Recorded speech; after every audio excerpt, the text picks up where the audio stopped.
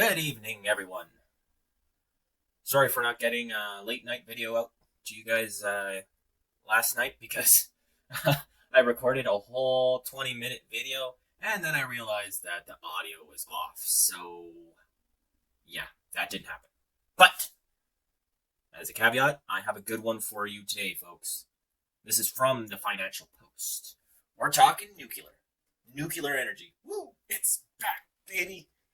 Sorry, I'm a little bit excited for this because I am stoked for nuclear energy to come to Canada, just be like one of the biggest things ever.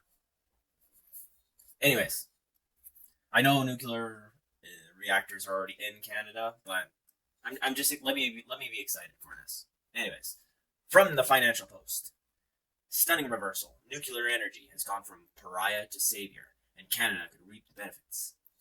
So this whole article is pretty much like a bunch of stories from people in the industry, and it has to do with this guy Tim Gitzel's company in Saskatchewan uh, that apparently, yeah, he's been in this industry for like the longest time, and he's got stories of when he was like in the UN conferences, and everybody just kind of ignored him because he was the nuclear energy guy, and they wanted to go solar, and um, they wanted to go wind, and then he kind of goes through everything of. Um, anyways, I'll go through the article just a little bit, and then I'll kind of condense everything into my own words. But definitely, once I'm done this video, you should go here to the article and then like read through it because it's really interesting stuff. So, anyways, Tim Gitzel was accustomed to being overlooked by organizers from the United Nations Annual Climate Change Conference, aka COP. The meeting attracts a who's who of decarbonized by 2050 or else crowd to a different city every year. I thought it was just in Davos every year. Huh. Well, that shows my ignorant self right there. But Gitzel was never invited to join the fun. The longtime chief executive of Cameco, I think it's how the Saskatoon-based mining giant that supplies about 20% of the uranium used to fuel zero-emission nuclear reactors worldwide. But now, everybody wants to chat him up. Last year's meeting in Dubai, he was the first time attendee was given a front row billing at a meeting that concluded with 22 countries, including Canada, making a commitment to triple nuclear energy capacity by 2050. Woo! Though we have the Trudeau government, so that means we might only build like two. So, US, you're probably going to make the triple, but I think maybe we'll. Okay, we'll double ours. So, if you guys didn't know this, the US has like 93 nuclear reactors, which is pretty sweet. Um, so if they triple that, that's like what 130 reactors right there. And in Canada, I mean that'll be 66 because I think we have like 22 right now. So I mean, ugh, uh, we can barely get a pipeline built in 8 years. So I don't think that's gonna happen. I can't see us getting well because it is green energy. Maybe, possibly. Eh. Even Greta Thunberg, the not so young anymore Swedish climate change activist, has taken a shine to nuclear energy. But perhaps this is the one that's going to take us into the golden age. That's not quite what they said here, but I skipped over a little bit. So his company, Cameco, it's shown here that I think this is early April. Yeah, early April of last year. It was like below $40, around like $35 per share. Now it's all the way up to like 65, 66. So, and they say the reason for this is because of the invasion of Ukraine. It kind of smacked uh, uh, let's see. It kind of clued in the European countries that they can't really rely on unpredictable um, market of Russia. I was gonna say a couple of other words there, but we're on YouTube, so I have to kind of think about the other words. So, yeah, they can't really rely on Russia to be a fair partner in their trades of natural gas and for their nuclear, their uranium, I guess. So they say here the European energy picture prior to the invasion of Ukraine was Germany, Poland, Italy, Finland, Bulgaria, and others were hooked on Russian natural gas and nuclear fuel. So they say down here they weren't also they didn't have any effect on putting the financial screws to Russia over Ukraine because Russia supplied 24% of their enriched uranium used to fuel the 93 reactors in the United States, according to U.S. Energy Information Administrations. So, so U.S., Canada, UK, Japan, and France left the COP and decided to allocate $4.2 billion. That's billion with a B to build a safe and secure nuclear supply chain. So that means like pretty much between us. Because they say they want it free from the potential to be subject to political leverage by other countries. But there's always leveraging, like even between friendly countries. Like we saw that between U.S. and Canada during the NAFTA agreement. Like it is what it is. Like every country wants to get the best deal for themselves, which makes sense. They say enter Saskatchewan, home of the planet's highest uranium deposits. Go Canada. What do we have? We have the planet's highest grade uranium deposits.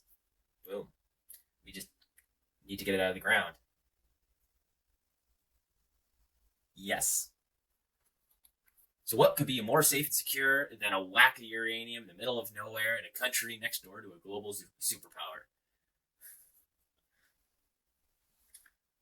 And then gets all says like throughout the race to net zero, climate change, pretty much everything, what took us to get to this point, in his view, is the war in Ukraine is what changed it all, not climate change, which in a way is hilarious, but in another way is kind of like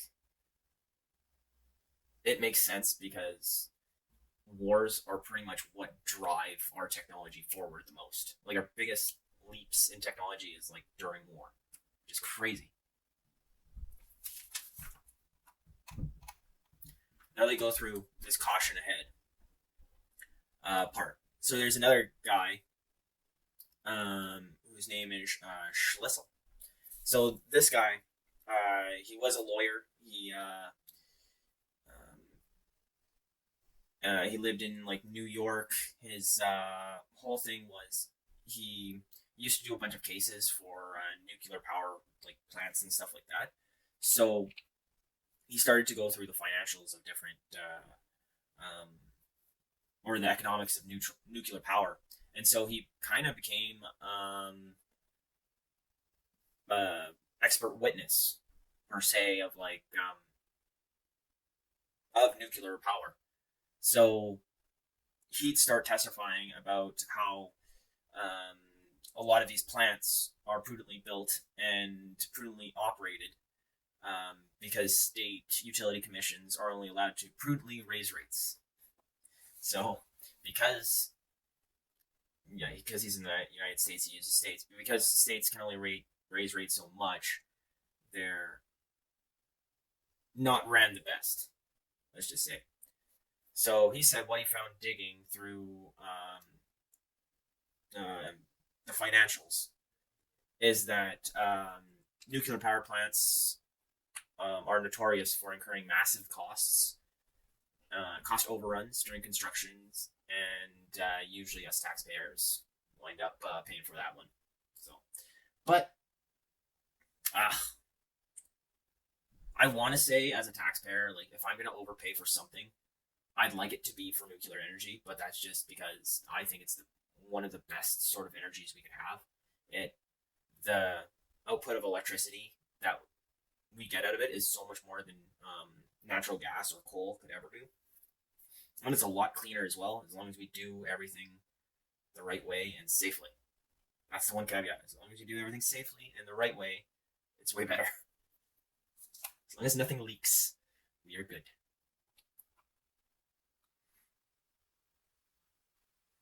Um, so they go on here and they kind of quote a whole debacle with it's like I'm trying to pronounce this, a Vogel in Georgia. So if you're from Georgia or from the U.S. and know what this is, let me know. But apparently, it was this whole debacle where they were trying to um, add more plumes to it or something. Let me see. Um, yeah, they tried to add more reactors to their plant, and it became a whole thing, and just was a cost nightmare. Is kind of what it seems like. So he says pretty much the moral of the story is you don't want to be the first one, you don't want to be second one, third one, fourth one. You want to be like right in that sweet middle where everybody else made their mistakes. And it's like, well, I think nuclear power is like old enough. We've had this since the 70s. It's not new. So to be completely honest, but I see what he's saying. And this, they have another guy down here that they interviewed, and he's kind of sums up a really good reason why things cost so much. And he's like, you could do a quick Google online on like government funded projects, and all of them will be over budget. So, which is true. I go back to the Trans Mountain Pipeline. We bought that one for like twice what it was worth.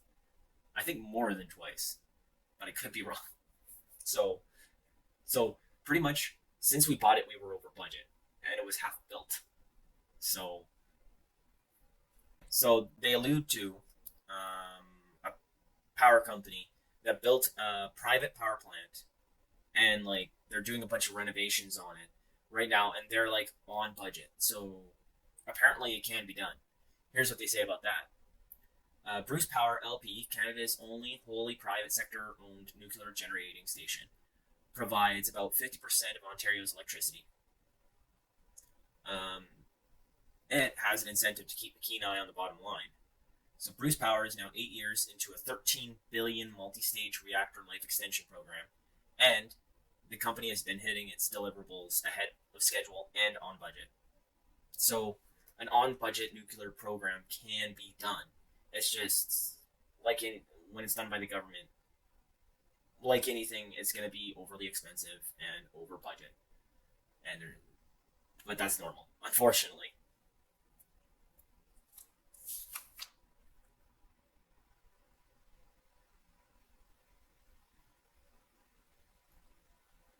So that's all I'm going to do with going through this article.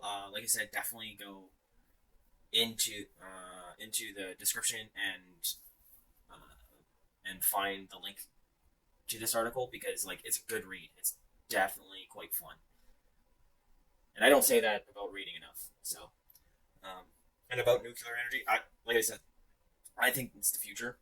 And nuclear energy is the way to go. Um, and I could also be wrong about that because I did hear a little while ago that in California they just fired up was it a fusion reactor, I believe, and they finally got that to put more output of electricity than what was inputted to it. So I mean that's even cooler. So stuff like nuclear fusion, other I think something like plasma is coming out or something like a lot of different energy creations are coming too, and I think nuclear is our next step. So Canada's got to get up to bat. We better swing our bat so hard we hit this nuclear ball out of the park. I don't know if that analogy even made a lick of sense, but you know what I'm trying to say. And what do you guys think?